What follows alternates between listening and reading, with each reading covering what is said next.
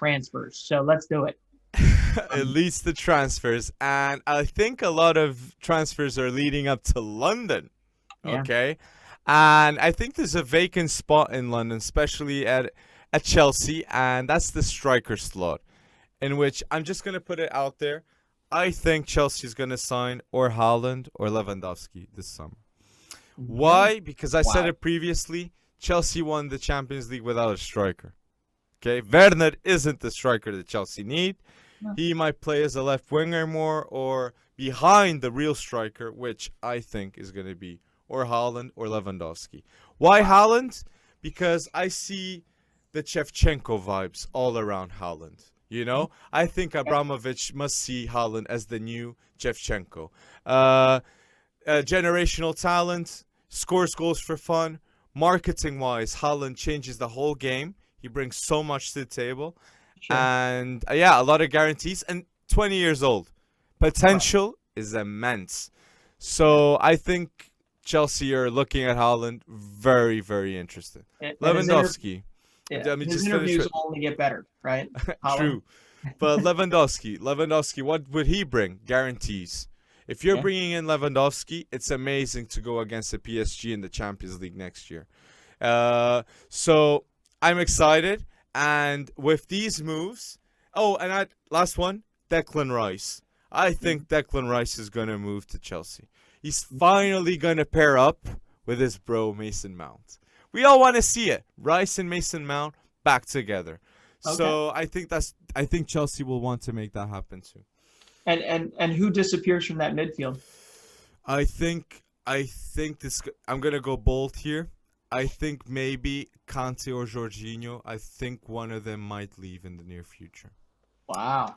I think Wow. one of them might leave. Is it the right decision? No, but I think one of them will leave.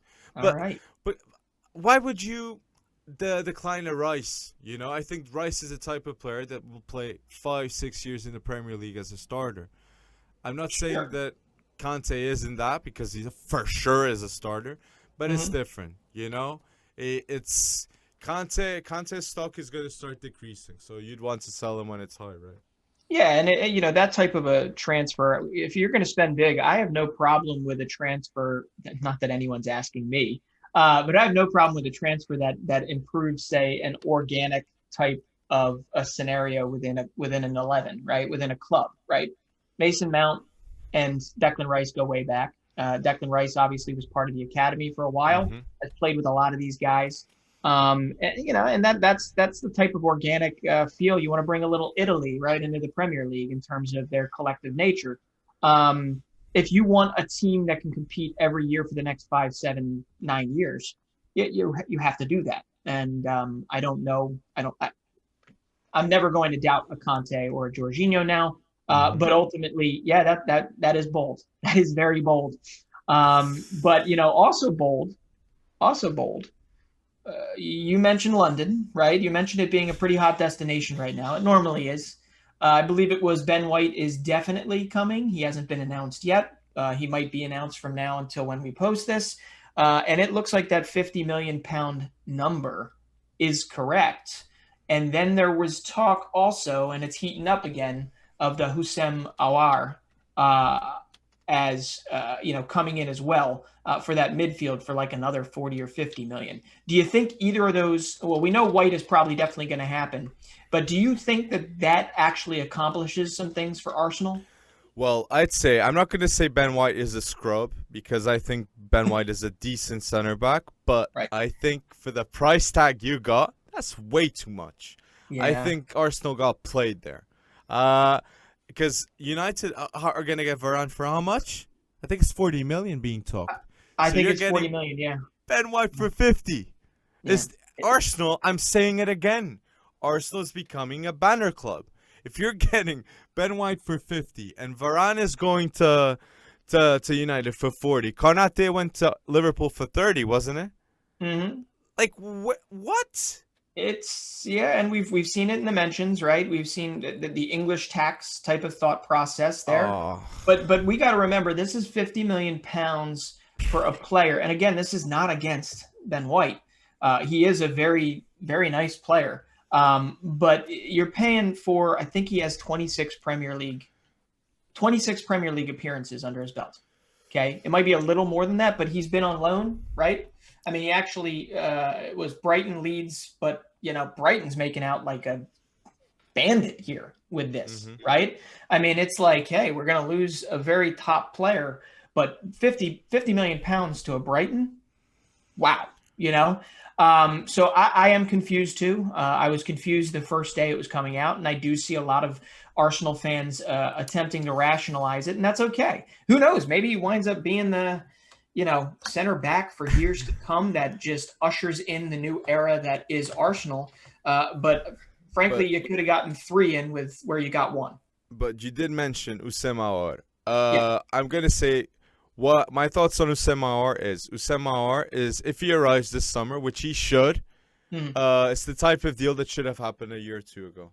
Oh yeah. Okay, Yeah. it's Arsenal had a good enough defense like in the past 2 years to actually not suffer the amount of goals they did. They just suffered so many goals because they didn't have quality ball possession. Like there was no cam. Like Smith Rowe did step up, and Odegaard did have a couple of good games. But Mhm. at the beginning of season, you need to have that position sorted at cam. Yeah. And Aouar, I thought he would go to Arsenal, but I'm glad to see that Arsenal are now thinking to get him because they need him. And I'm not a big fan of Arteta, but I can say that I do understand that Arteta deserved to have a cam at the start of last season. So give him the cam he needs. Yeah. Those are my thoughts. Well, Arteta yeah. needs a cam, give him the If cam. you're going to keep him as boss, let him make the decisions. And I don't know, man. Yeah. Who are we to say any of this? But Well, we hope it works out. Nuno Tavares seems to be working out. I know. He got Mikel a Arteta's goal in a already, friendly, right? yeah, he did, and it was a nice goal. And he had Mikel Arteta had some very nice things to say about him. So As he should, yeah, pump him up, pump him up. That's it. I like it. I had a deal here that I really wanted to mention too, and that was Giroud going to AC Milan, Okay. and I love it. Yeah. I love this Giroud deal to AC Milan because I think he's gonna play, Okay. and I feel like maybe he's gonna have finally the deserved recognition. Because Mm, Giroud is the type of player that scores these wonderful goals, but I feel like he hasn't been given the time he needs. right. And I'll never forget watching Giroud at Montpellier behind the Belanda at the time. He was confident as hell at that time. And even at Arsenal, there was a couple of years that he knew he was the man, and there were expectations there for him to be the man. But I think it's going to work out. I think it's Okay. going to work out for AC Milan and Giroud. Yeah, I mean, you see him as an extension of Zlatan, right? But man, you really brought that back with the Montpellier reference for him, and it just he is going to get his chances. I mean, he's almost guaranteed to, and AC Milan is essentially trying to keep the good times rolling. We got to remember last year for about 75% of the year they were Serie A favorites. Yes, They they were were. looking like they could do no wrong for a while. So hopefully the good times do keep rolling for them. Well, But yeah, AC Milan. Well, AC Milan are doing a couple of good deals here with Tonali, Tomori, Magnen. Is that how you say the little goalkeeper? I think Former so. little goalkeeper. Hmm. So they're scouting the players really well. I have to say that. Yeah, and they just got So another fullback, which I don't know what that means for Teo. But they just got another fullback from Monaco, I believe, Fotobayo Torre. So yeah, they're doing what you expect Arsenal to do: get the pieces in place before the season starts. Don't hmm start trying to like plug the gaps as the season goes on, because yeah, if there's a lot of overturn or a lot of turnover is what I meant to say. That's pretty tough. So that'll be one to watch. But I got to bring this up because this is a guy that you and I have actually been back and forth with on Instagram.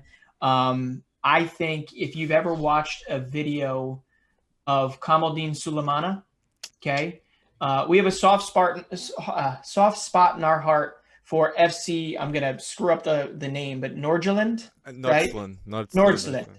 We have a soft spot there. Why? Because these are guys. This is a team in Denmark that is committed to playing young players. I mean, I'm pretty sure they had multiple 11s last year that were aged 21 and younger. Okay, and Kamaldeen Sulemana, he just went for about 15 million euros to Stade Rennais, who is not known for bringing in a bunch of young talent, except last year they signed on the right side Jeremy Doku, right? And so now you're going to have Kamaldeen Sulemana, who, if you look at the stats, if you watch him play, this is a kid that is fearless on the dribble. He'll take on anyone and everyone. He might even take on a few too many defenders at one time, but he's been pretty damn successful at doing it. He was, Ajax wanted him, a bunch of other teams wanted him too, and Stade Rennais comes in, and now they've got one of the world's leading youngest dribblers on the left side, and one of the world's leading youngest dribblers on the right side. And you've got a team that you add Marseille to that, you add the moves PSG's making, you add a Lille restructure, and Lyon maybe giving a chance to Rayon Cherki. I want to watch League One this year. I want to watch all of it because it is going to be a wild ride. Stade Rennes is now Dribblers FC with those two moves. Like, I'm right. They're fantastic. And before them, it was Rafinha before he went to Leeds.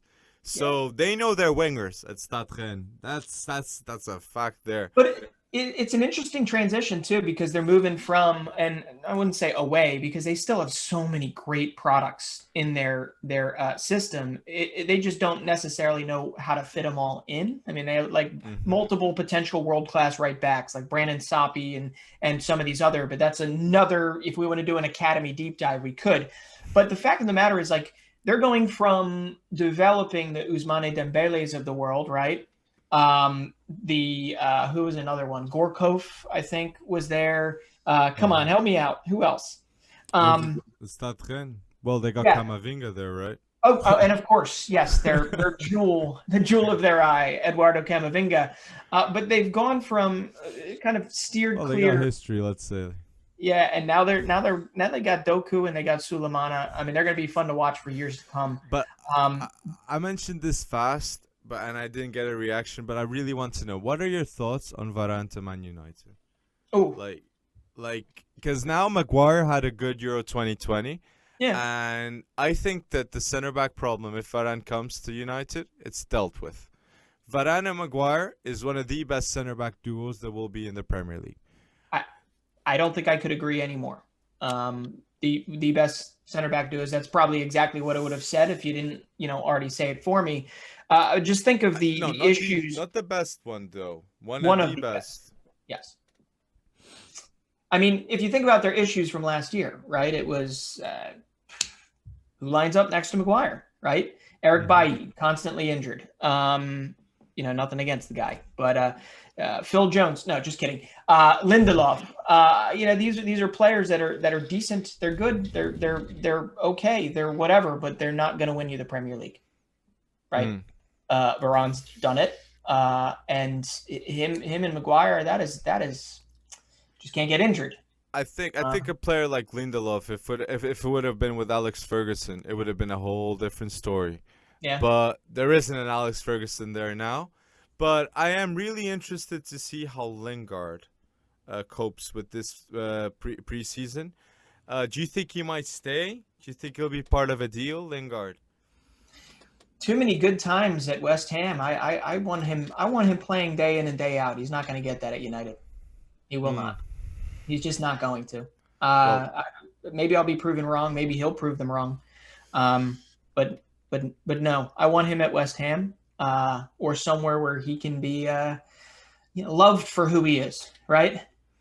Well, it's a tough call. I think a team like Everton or even Tottenham, he's such a Tottenham type player to go. Lingard, I could see it happen, but I don't know. I was thinking about that, but talking about a Lingard, let's talk about Calvin Stangs, right? You were really excited about this transfer. Yeah, but you just got me pretty excited that Tottenham mention. Can you imagine Son, Kane, and Lingard working together? That'd be fun. That'd be I like that trio though. I like that trio. That is a great trio. Yeah. Now, so yeah, I mean, back to League One because we forgot to mention one team that just seems really interesting, and that is, they just poached Chris OGC or Nice, I should say, just poached Christophe Galtier, right, from Lille, who Mm-hmm. just orchestrated that upset League One win for sure over PSG. And now he's gone out and just like he plucked Casper Dolberg from Ajax, a little while back. He's plucked Amin Gouiri from Lyon, right? Yeah. Mm-hmm. Alexis Claude Maurice. I mean, you have some young, solid, potentially very world class players that are kind of aggregating, and that doesn't always lead to a solid 11. They had a rough year last year, right? Mm-hmm. But with proper guidance and a new addition of Calvin Stengs, who really the only thing on his CV that's to be worried about is his ACL injuries, right? Yeah. Um, he's just a phenomenal kind of multi-tooled player that it depends on who you ask. A lot of people think he's overrated and can't do it in a place like League One, but I think he can absolutely orchestrate a defense in League One, an offense, not a defense. And I think Nice is another definitely one to watch. They're going for Europe. And they're expecting that from Galtier. I would imagine nothing less after It's what he's done. I was surprised that not other teams were trying to catch Calvin Stanks for 15 million. It's That is easy. a fantastic deal to get Calvin Stanks for 15 Uh-huh. million. Like Mm-hmm. creativity, passing ability, and product, he has them all. And you're right, it's the injuries, but I'd bet on him for 15 million euros. Oh, I absolutely would too. And frankly, AZ Alkmaar, right? I mean, what Mm-hmm. a they just between him, Boadu, and they've actually got some depth there. I'm interested at AZ to see whether or not a guy like Hakan Evgen can actually do what he was brought there to do. But anyway, Yeah. Boadu is the next one, the next shoe to drop for them. He's been consistently good for AZ and just like Stengs has been. And it'll be interesting to see where Boadu goes. But yeah, Stengs to Nice seems like something we're going to be looking back on 6 months from now and saying that was quite the steal. That was the steal. Want to go to the next topic? Yeah, well, you called it propaganda. I got to get in one more thing here. Big moment in U.S. transfers, right? American transfers. These young players are starting to get scouted by the world's best. Okay, and two players are going to be going to a Serie A club.